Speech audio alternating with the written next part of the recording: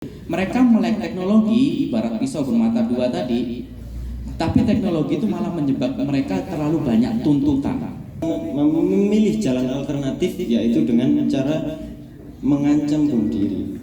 Menurut data, ini data loh ya, saintifik ya, ilmiah, banyak komika atau pelucu-pelucu komedian itu meninggalnya dengan tragis.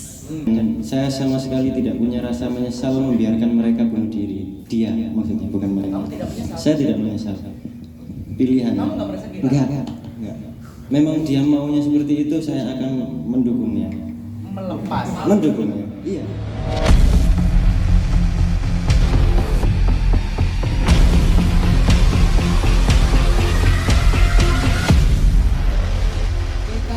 Membahas tentang pemuda dan tantangan zamannya. Disepil mangambek Kang Surya. Jadi setiap generasi itu mempunyai tantangannya lah. Tapi ngobrolnya gak mek aku tok. Nah, saiki tak kenal no koncoku. Nah, ya cek tas kenalan ini emang Mas Barto ya. Jadi sering terjadi di kota-kota besar. Jadi kenalan di saya ya, sing guru kenal Mas Barto ini adalah S1 apa kan Bar? Psikologi, ya aku ya lupa ya dibayar psikologi ya Barto ya. S1 psikologi dari UNER ya. Apa? UB ya, dari kampus ternama di kota besar lah pokoknya ya. Nah, jadi anggap saja Barto teman kalian ya. Ya Mas ya? Mas Irfan ya? Ya. Sekonco dhewe iki. Dan yang selanjutnya adalah teman kita juga, Mas Sipin Putra ya. Jadi Mas Sipin ini adalah magister dari antropologi UI Mas ya. Ya, antropologi UI. Keren deh. Iki aslinya mana Mas? Mas Sipin ini. Loh, tonggo dhewe. Mana Mas? Tejo. Loh, kono jongkre mana wong Tejo kon ses lho, Tejo iso menguasai UI lho, bayangno kon. Cus ae cus. Ya, selain magister antropologi UI, Mas Ipin juga sebagai tenaga pendidik di UKI ya, Universitas Kristen Indonesia. Ya. Langsung deh bangga deh. Oh iya. Lah ini kan cocok kan, dia sebagai umat Kristiani yang taat ya. Jadi langsung saja ya. Jadi saiki iki apa ya? Nek delok nduk ngene IG iku biasa akeh sing ngomongno mental health. Pusing gua asline. Apa alasannya arek-arek saiki kok gampang kena mental ngono. Jadi langsung saja kita tanyakan kepada yang lebih ahli. Sing urusannya ambek permentalan duniawi ya, si paling mental ya. Jadi apa obat arek saiki generasi saiki lho kok sering kena mental, jarene dianggap mentalnya lemah apa maneh nek gombol ambek sing luwih tuwek seniore dhewe generasi apa milenial ya. Biasanya cerita konsep penak zamanku biyen aku katanya budal diskusi, jadi moderator leren nyebrang kali ya mesti bar, masih aku yang nyebrang kali, berantas tak nyebrang bar. Demi siapa? Demi Kansur. Langsung saja, mari kita simak penjelasan dari Barto. Apa Pak? Mental. Alright.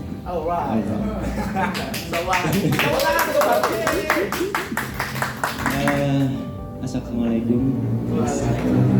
Jawab apa lah? Iya. Nggak perlu perkenalan lagi ya, kita kan sudah kenal. Kita sudah berteman baik ya semuanya. Oh iya, saya sendiri juga termasuk golongan Gen Z yang, tapi menurut teman-teman saya adalah milenial ya, Mas. Gak apa-apa ya. Saya adalah, menurut data angka saya adalah Gen Z, tapi menurut pandangan orang-orang saya milenial gitu. Nah, di 2017 waktu itu saya ke Bandung bertemu dengan perwakilan mahasiswa psikologi se-Indonesia. Di sana kita merumuskan RUU psikologi dan bla bla bla bla bla bla bla banyak. dengan tujuan dan maksud supaya kesehatan mental itu lebih dipertimbangkan dan lebih diperhatikan di Indonesia pada waktu itu. Nah, sekarang kesehatan mental sudah sering dibahas di Indonesia. Dan artinya mimpi saya dan teman-teman saya waktu itu di 2017 sudah terwujud. Kesehatan mental dibahas di Indonesia. Ya, tapi masalahnya, problemnya adalah pembahasannya kenapa menjadi annoying. Kenapa kesehatan mental yang sekarang dibahas ini adalah menjadi sebuah keresahan. Masalahnya kan di situ. Ada yang salah, berarti apa yang salah kita bahas malam ini gitu ya. Gitu. Ya. Kita sekarang kalau main medsos sering ketemu komen-komen di Twitter misalnya, terima kasih sudah berani speak up, iya kan. Terima kasih mewakili banget, ya kan. Gitu kan ya.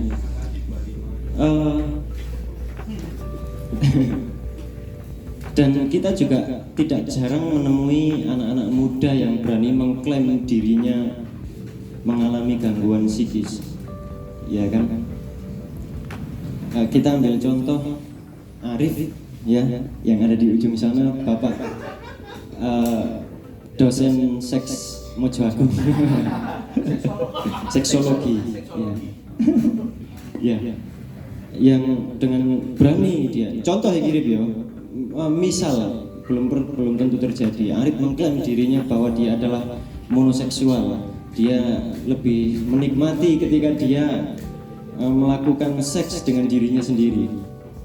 Menikmati seks dengan dirinya sendiri, dengan tangannya, gitu ya. Tapi kita nggak mau membahas terlalu jauh tentang seks, nanti terlalu kemana-mana.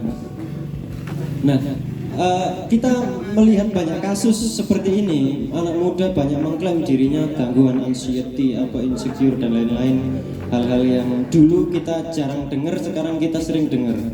Istilah-istilah psikologi yang saat ini jatuhnya salah penggunaan, ya. Yang ketika ada salah satu teman yang mungkin murung apa gitu terus tiba-tiba bilang wah psycho, itu kan kacau, istilah yang tidak tepat untuk digunakan. Dan hal-hal ini sering terjadi sekarang. Jawabannya kenapa? Nanti dijawab Mas Ipin.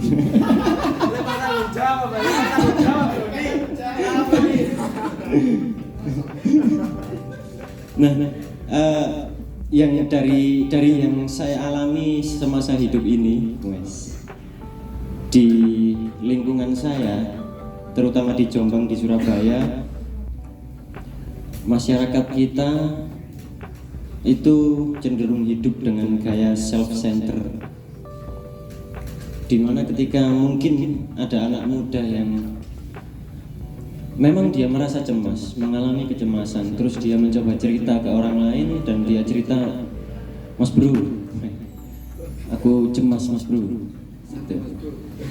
Nah, si Mas Bro itu menjawab, walah, nontok aja. Wah, bagi orang yang mengalami kecemasan, jawaban itu adalah jawaban yang sangat menyakitkan dan itu akan semakin menjatuhkan. Dan nyatanya, faktanya di Indonesia seperti itu sekarang. Bahkan di circle kita, Pak. Iya. Aku misalnya sambat, utangku fakih. Andi jawab, kak sepi loh. Gitu kan, ya. Akhirnya teleponnya gede kesini, ya, gitu kan. Dan memang kan itu yang sering kita temui di sini. Sepakat enggak ya? Memang kita sering menemui teman-teman yang seperti itu kan. Ya. Dan bagi mereka yang memang mengalami gangguan, itu adalah hal yang sangat menyakitkan dan itu akan menyebabkan mereka semakin terganggu. Dan hal ini, self-center ini sangat menyebalkan bagi saya karena satu sisi itu tadi, ketika kita bertindak dengan self-center, kita akan menyakiti mereka yang benar-benar sakit. Tapi kalau kita nggak self-center, kita menjadi fasilitas bagi orang-orang yang pura-pura sakit. Jadi di generasi sekarang intinya saya mau ngomong banyak yang sakit dan lebih banyak yang pura-pura sakit. Orang dengan bangga akan mengklaim dirinya bahwa dia sakit. Padahal ini saya mau menceritakan kasus. Saya akan memulai dengan kasus sebelum nanti kita jauh ya kan. Saya punya, anggaplah dia teman saya ya, walaupun waktu itu saya hanya bertugas sebagai pendamping psikolog, tapi keseharian saya selalu menemani dia, klien ini di usianya yang sekarang sekitar 22 tahun. Sekarang tahun ini 22 tahun, berarti kan masih muda, berarti kan hitungannya dia Gen Z. Dia punya 9 kepribadian, sakit 9 kepribadian. Dia benar-benar sakit dan dia sama sekali tidak bangga dengan penyakit itu. Tapi kenapa orang-orang sekarang bangga? Aneh. 9 kepribadian dan setiap pergantiannya kepribadiannya itu gak tentu. Ngobrol gini tiba-tiba dia berubah menjadi seorang guru. 5 menit kemudian dia berubah menjadi seorang pelaut. Gak tentu. Dan hidupnya sangat tersiksa. Diawali dengan masa lalu yang buruk, kemudian di usianya yang menginjak remaja dia menjadi sesakit itu dan dia tidak bangga. Poinnya di situ, dia tidak bangga. Berarti yang asli sakit itu malah tidak bangga dengan Sangat tidak bangga, kesakitannya. sangat tidak bangga. Nah, tapi kalau yang nggak sakit kok malah bangga dengan kesakitannya, itu fenomena Nah, apa? itu nanti akan dijelaskan Mas Ipin.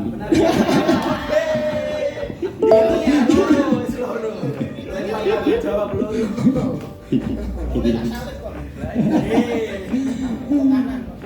Nah, selama proses karena dia akhirnya memberanikan diri untuk lari sendiri ke rumah sakit jiwa yang kita kenal, Menur. Dia memberanikan diri untuk lari ke sana dan mengaku aku gendeng. Dia nggak tahu dia penyakit apa, dia kenapa, tapi dia berani ke sana, dia bilang aku gendeng. Dan bertemulah dia dengan dosen saya dan saya dipercaya untuk menemani dia. Akhirnya dari situ saya menemukan 7 kepribadiannya, dosen saya menemukan 2 kepribadiannya. 9. Ya, murid kan selalu lebih pintar dari guru. Dari situ hari-hari berlalu, dia masih merasa sakit dan merasa tidak bangga. Tapi hari ini dia punya 2 buku yang ditulis, luar biasa. Teman-teman zaman sekarang mana? Apa yang terjadi? Aneh. Iya kan? Nanti dijawab Mas Ipin. Ya. Gampangnya seperti ini. Saya akan membahas kecemasan. Kecemasan itu pada dasarnya adalah satu bentuk motivasi. Zaman sekarang kecemasan dianggap sebagai bentuk lain. Kecemasan adalah sesuatu yang menghambat kita untuk melakukan sesuatu. Padahal pada dasarnya secara teori kecemasan itu adalah motivasi. Tak mau timbang salah ya. Sering terjadi di kota-kota besar. Nah, kecemasan adalah fungsi untuk memperingatkan individu tentang kemungkinan datangnya suatu bahaya, sehingga dapat menyiapkan reaksi adaptif untuk menghadapinya. Iya, jadi kecemasan itu muncul untuk mempersiapkan kita menghadapi sesuatu. Sekarang enggak, kecemasan itu muncul membuat kita terhambat untuk menghadapi sesuatu.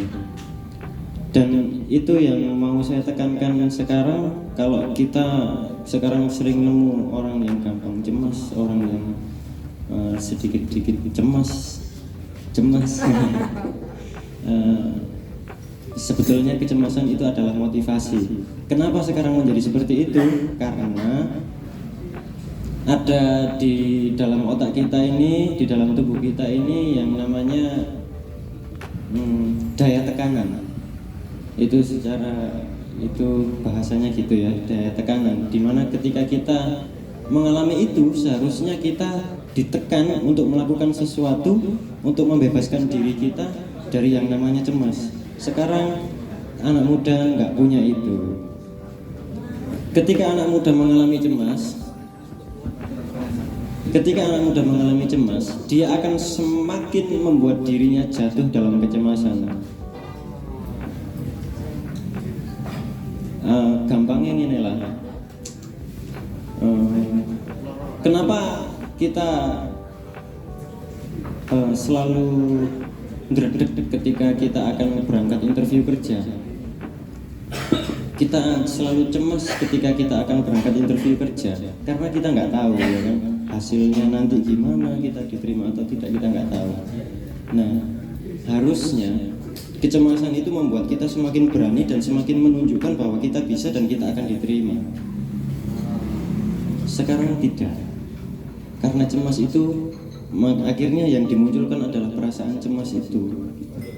Cemas kok, tapi tidak Iya. tidak mencari cara Iya. untuk menyelesaikan. Betul. Ambil contoh interview kerja tadi ya, ketika seorang muda cemas ketika sebelum berangkat interview kerja, zaman sekarang yang sering muncul terjadi adalah ketika dia sudah di hadapan HRD, yang muncul adalah kalimat cemas, perasaan cemas, energi cemas. Harusnya bukan itu, tapi itulah yang terjadi sekarang. Jadi kalau kita ngomong penyebabnya adalah kegagalan anak muda dalam mengelola daya tekanan dalam dirinya untuk mengelola kecemasannya itu. Nanti kalau membahas tentang mengelolanya akan dilanjutkan nanti lebih jauh ya. Sekarang saya pengantarnya itu dulu, nanti kita sambung ke Mas Ipin mungkin ya, gitu ya.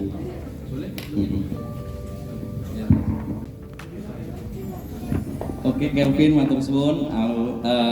Selamat malam buat konco-konco ning kene kabeh. Nah, saiki aku arep ngomong, sajane aku ya rada minder iki, aku didampingi ambek sarjana psikologi, ambek sarjana sejarah. Jadi aku bingung sing psikologi didik-didik nganggep wong sakit iku.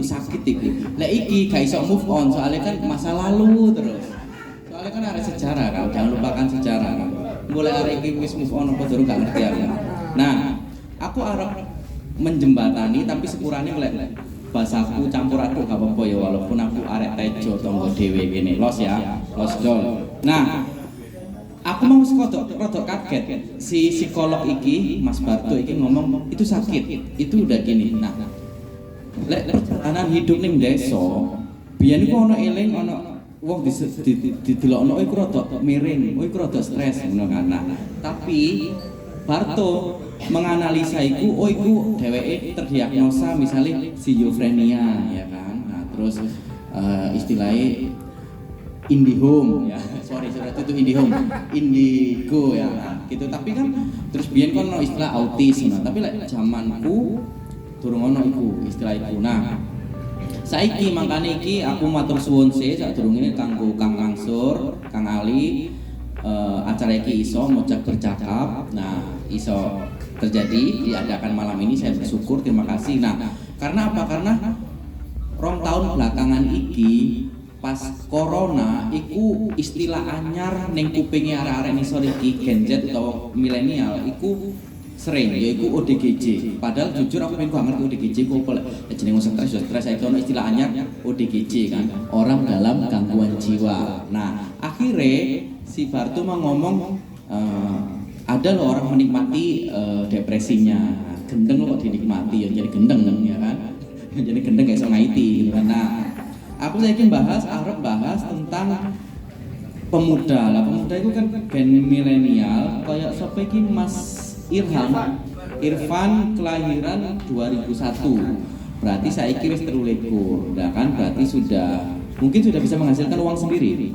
Nah, sudah jadi bekerja dan dia saya pikir mungkin juga sempat mengalami stres. Nah, Gen Z kuwi iku arek kelahiran tahun 96 nganti 2012. Nah, banyak tantangan, banyak tuntutan sosial yang membuat mereka cemas. Tapi ya itu mau Barto sampai Kelvin ngomong uang kok gendeng malah dinikmati gitu kan. Nah, tapi di sisi lain arek umur kelahiran 96 sampai 2012 itu sangat rawan bunuh diri. Ya, kenapa? Makanya aku kemarin teleponan sampai Mas Mansur, sampai Gus Ali. Kenapa kita nggak bahas tentang bunuh diri? Bahas tentang depresi. Kenapa? Ya wis iku karena neng sekitar kita iku akeh sing mungkin zamane wong tuaku ono arek gak iso ngurusi awake dhewe lho diri sendiri gak iso diurusi terus dipasung. Mungkin ning ngono salah ono ada kasus, tapi kan saiki pasung gak oleh lah gara-gara ODGJ iki. Kita jadi familiar istilah ODGJ toh, ya kan, orang dalam gangguan jiwa. Nah, orang dalam gangguan jiwa iki ternyata kenapa menurut data banyak nyerang Gen Z. Yaitu karena mereka ini yang tadi itu neng flyer sing disebar neng meja-meja itu ada di kalimat terakhir lek zamanku biyen, sorry ya tak banding-bandingkan terus. Zamanku biyen mulutmu adalah harimaumu. Jadi kita berantem sama orang tuh mulut. Nah, makanya tolong menjaga mulutnya. Tapi lek saiki adalah jempolmu adalah harimaumu, ya kan? Makanya nih kalimat terakhir itu flyer jempolmu adalah harimaumu. Kenapa? Karena seumuran milenial Gen Z iki paling eksis nih dunia maya dibanding nih dunia nyata. Nah, oh iya, terima kasih juga yang ini live IG @mojak_coffee. Mungkin nanti ada yang nanya, komen silakan. Kita juga live. Nah, kenapa mereka lebih banyak aktif di dunia maya? Ya karena mereka melek teknologi. Nah, itu ternyata teknologi itu ibarat pisau bermata dua. Mereka sudah tidak bisa lepas dari HP. Tak akoni aku HP ku rusak sedino ya aku pusing. Padahal sini lek wis murup yo gak ono sing WA. Nah, maksudnya saya kita bahas mungkin dinggo mancing diskusi. Aku pribadi prihatin karena dewi ngenane ono arek Jakarta umur selawe ning kos-kosan lost kontak dari HP-nya sosial media 9 jam atau 12 jam ternyata dewi bunuh diri di Surabaya, ya kan.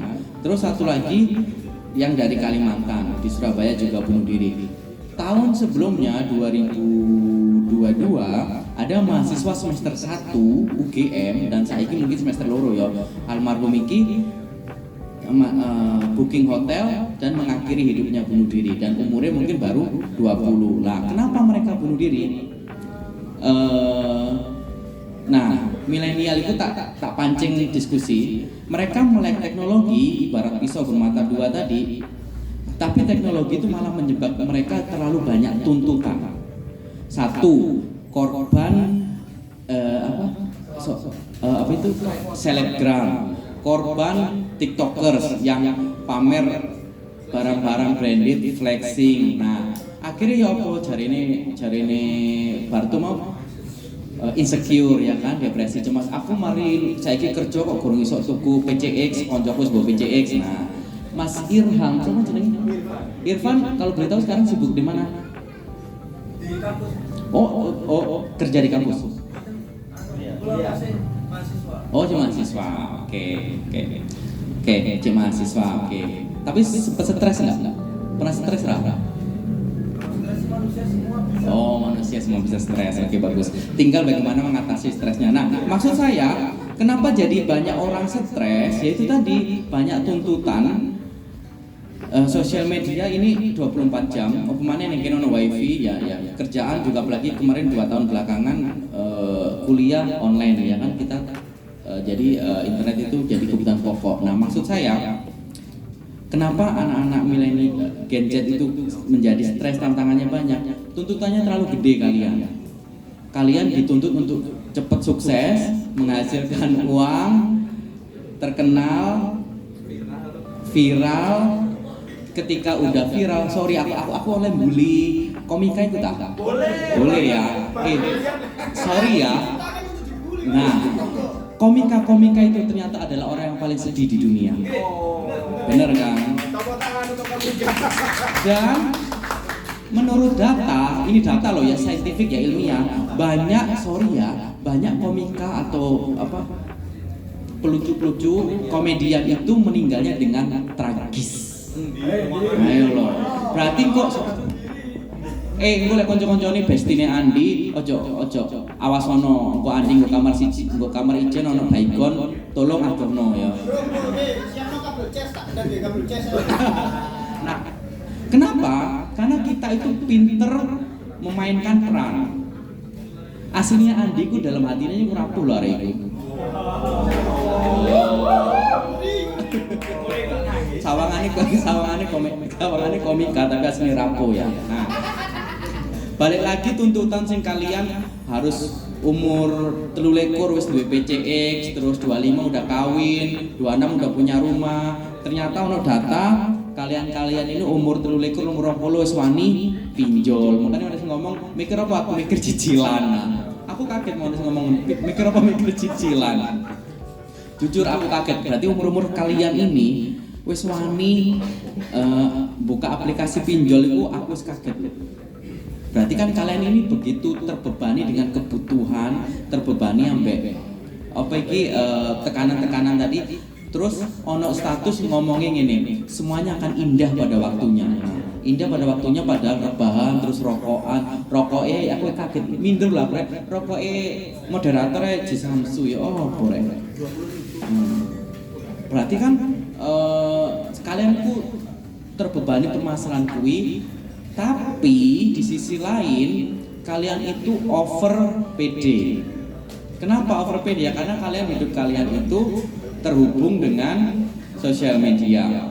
Akhirnya ono istilah romantisasi depresi. Nah, ono istilah ojo dibanding-bandingin tadi kaum mendang-mending ya.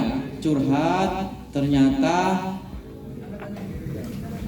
malah nggak ditampani dengan baik, menjadi pendengar yang baik. Akhirnya masalahnya didem dewe terus akhirnya didem dewe nggak bisa menyelesaikan di kamar sendiri, semakin pikiran kemana-mana, insecure, akhirnya yo berpikiran pendek, mengakhiri hidupnya. Itu kan banyak terjadi.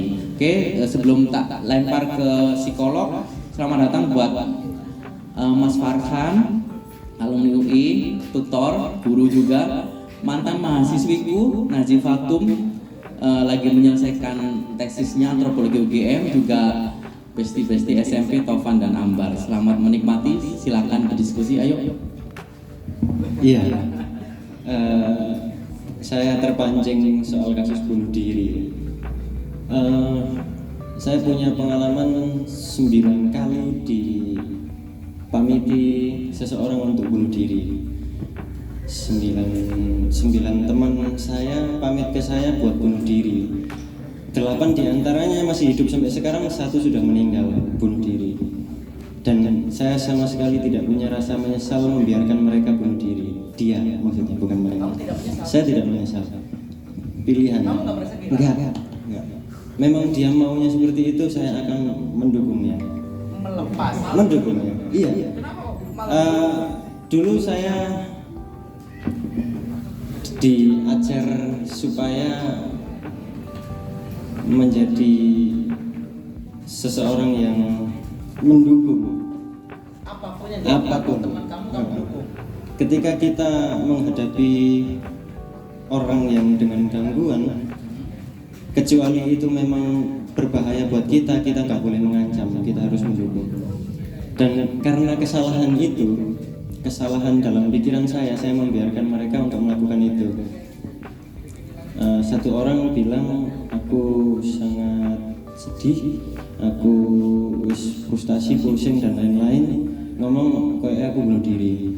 Saya jawab, kalau kamu mau bunuh diri kira-kira kapan? Nanti malam. Oke, kamu perlu apa? Aku cuma mau pamit aja. Ya, oke, silakan. Saya bilang silakan. Dan satu orang ini ternyata malamnya memang benar-benar bunuh diri. Dan kamu nggak kehilangan? Saya kehilangan secara manusia, tetapi secara pikiran waktu itu yang masih idealis.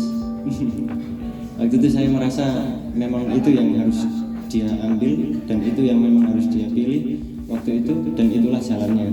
Saya cuma mikir waktu itu kayak gitu, dan ternyata itu adalah hal yang salah, hal yang bodoh,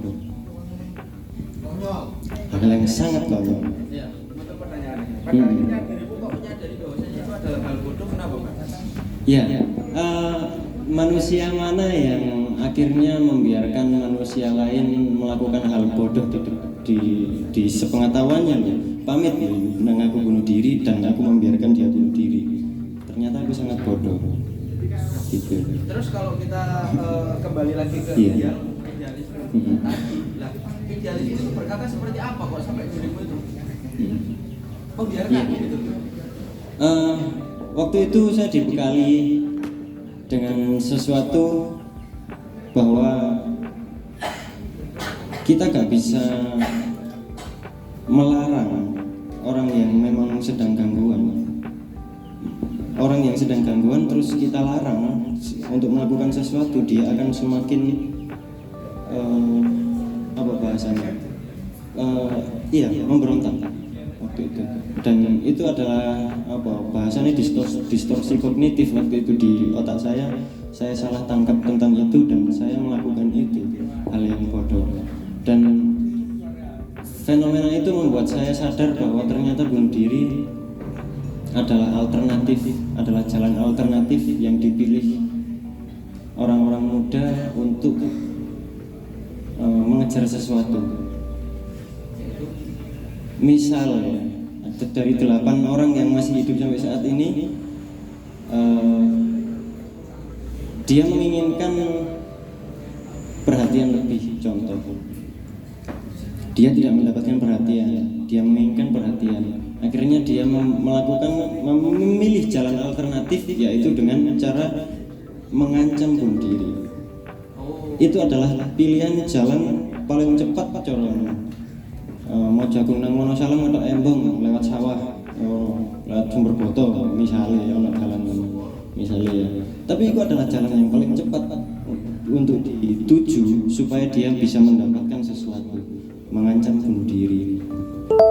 Dan Mengancam bunuh diri itu maaf, dia bilang ke orang terdekat itu ya? orang terdekat dia akan pamit. Ya. Menambah pertanyaan, pamit bunuh diri itu mohon maaf sebelumnya ya, apakah itu adalah suatu strategi yang dia lakukan untuk mendapatkan perhatian? Nah, perbedaannya yang mau saya jelaskan tentang bunuh diri itu, memang ada orang yang saya katakan hanya mengklaim diri sakit. Jalan alternatif yang dipilih adalah itu, mengancam bunuh diri. Pada dasarnya dia sama sekali tidak akan melakukan itu, tapi dia akan mengancam bunuh diri. Nah, di sisi lain ada orang yang memang sudah kehilangan kesadaran total dan akhirnya dia akan memilih untuk bunuh diri. Nah, jadi akhirnya saya tahu tentang ini ketika teman saya yang terakhir ini, yang ke-9 kali pamit untuk bunuh diri. Saya baru tahu ternyata bunuh diri itu bukan hanya sekedar ancaman, memang nyata, memang ada dan orang akan memilih itu. Dulu saya berpikir bahwa mereka nggak akan punya nyali buat melakukan itu, dan ternyata nyata dan itu ada di depan mata saya gitu. Dan memang kalau dirasakan cukup mengerikan, tapi saya sekarang sudah damai dengan hal itu. Jadi saya berani ngomong sekarang. Sebelumnya saya nggak berani ngomong ini kan, nggak pernah ada yang tahu. Teman-teman saya yang di sini nggak pernah ada yang tahu kalau saya pernah dipamiti orang bunuh diri. Dan sekarang saya terpancing untuk berani ngomong ini gitu. Dan hal ini memang perlu kita garis bawahi bahwa ternyata kita nggak bisa menjudge orang semena-mena bahwa dia adalah orang yang hanya butuh perhatian gitu. Jangan-jangan dia memang benar-benar sakit.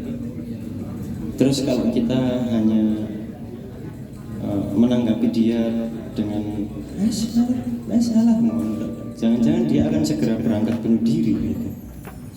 Bertanya lagi Iya.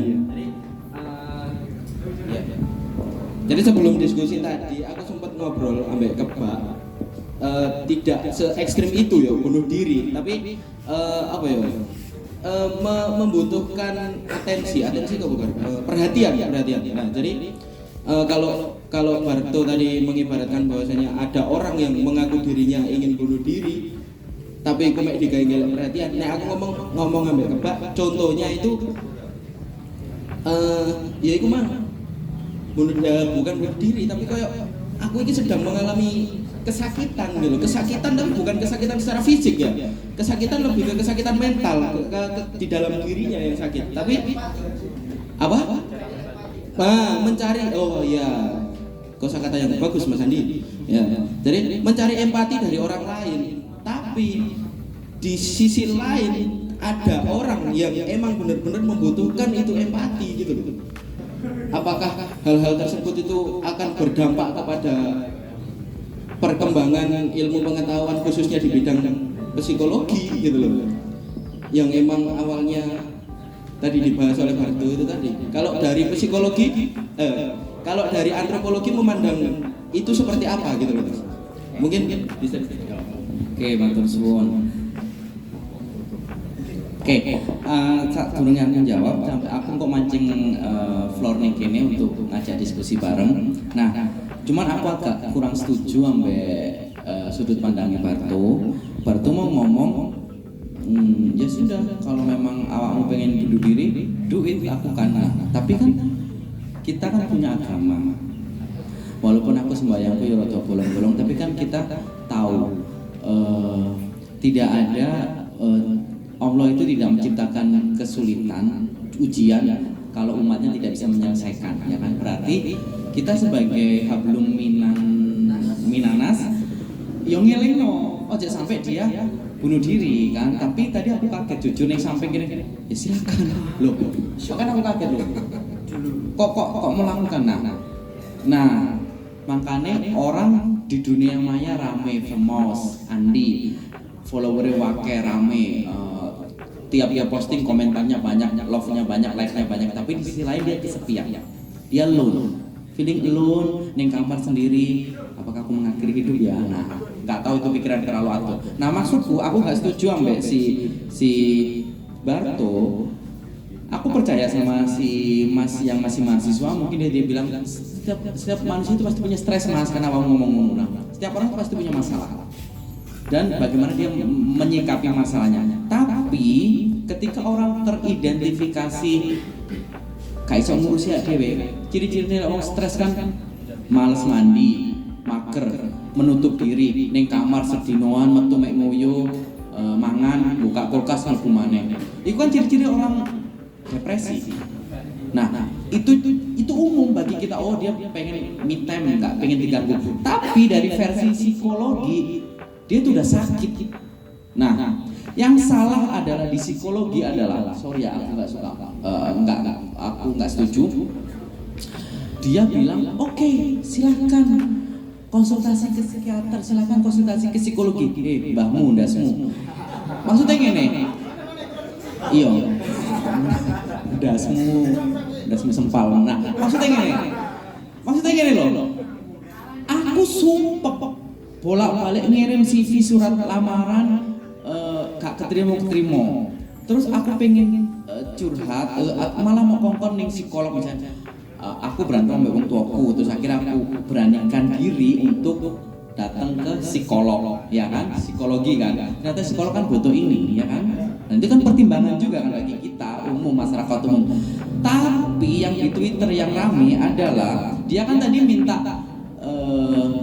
ayo familiar dengan psikiater, nggak apa-apa, ada masalah lapor ke psikiater. Padahal ketika udah ketahuan obat jalan, obat penenang antidepresan dicomeli ambek tonggone, wah itu rada gendeng, rada stres, izin kan. Nah, maksudnya, tapi yang saya garis bawah ini belum saya ucap ya, sorry. Psikiater itu, kamu belum psikolog ya karena belum profesi ya. Tapi udah bisa menerima ini ya, sudah menerima pasien ya. Pendamping bisa. Oke. Maksudku gini. Oh ini live ya, sorry. Klarifikasi dulu. Saya kurang setuju dengan psikolog karena jawabannya itu jujur, ini poin ini penting. Oh, Anda ibadahnya kurang. Oh, sholatnya lanjutkan. Nggak sempal. Aku lagi pusing, lagi kalut. Jadi ini ibadahku kurang. Itu seorang psikolog aku udah bayar 600.000 1 jam pertemuan. Jawabannya ibadahnya tolong ditingkatkan ya. Solutif nggak menurut teman-teman di sini? Nah, solutif nggak psikolog itu mau? Menurut teman-teman netizen di sini? Nah, sorry ya, memojokkan psikolog. Nah itu terus